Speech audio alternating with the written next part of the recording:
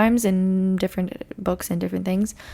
But the one that I last heard it on was recently. It was on a book about like money blocks, and like a good way to cure your money blocks is to kind of, identify them, figure out where they're coming up in your life, and then just, forgive them by saying this mantra. Anyways, you don't have to do all that if you don't feel called to, but that's just a suggestion.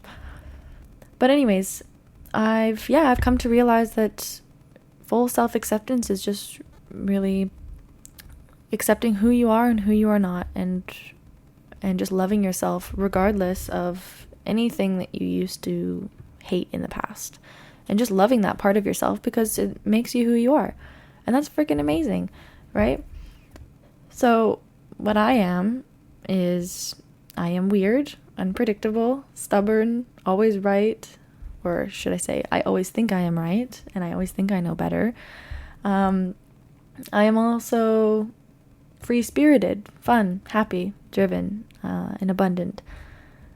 I see the good sides of myself, and I see the downsides, and I love all of those things. I am not free of comparison. I am not perfect. I do not have big boobs or $1 million yet. That's all that I am not, and I'm sure I am not a million other things, but I love all of those things about myself because I love myself. I love that I am imperfect, and I don't want to be perfect, and I'm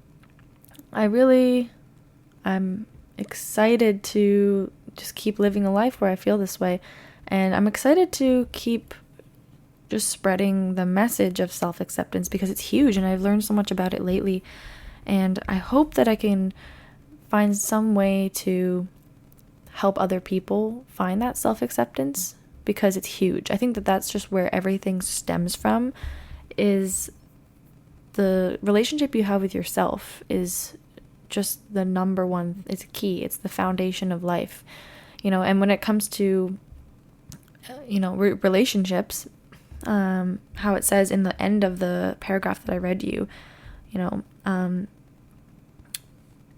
your self-acceptance and those feelings of peace, power, passion, and much more, which is what you must bring to your relationship rather than looking to your relationship to find those things.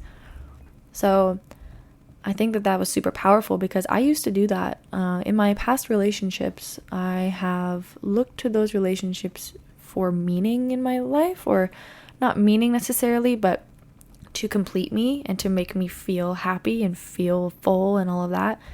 Of course I was a teenager at those times, so, it's to be expected. But, even as an adult, there a lot of people will tend to look for relationships to kind of solve their internal problems or external problems. And I think that I really agree with Justin in his book where, he talks about that you must cultivate that within yourself and bring it to your relationship, and that is how you have a powerful and strong relationship. It's just like how, the very cliche thing that people say is you can't love another until you learn to love yourself. You can't be ready to be in a relationship until you have a strong relationship with yourself. It's just like kind of the same thing. And there's a reason that people say it so much, because it's really hard to have a successful relationship when you are building it on a faulty foundation. Your foundation will not be strong if you don't love yourself and do not accept yourself fully. And when you accept yourself fully, you're not going to need that relationship. It's just going to be a bonus. It's just going to add to your happiness. So another thing he mentions later in the book is never be in a relationship to make you happy, only to make you happier. If you bring your happiness to the relationship, it will make you happier.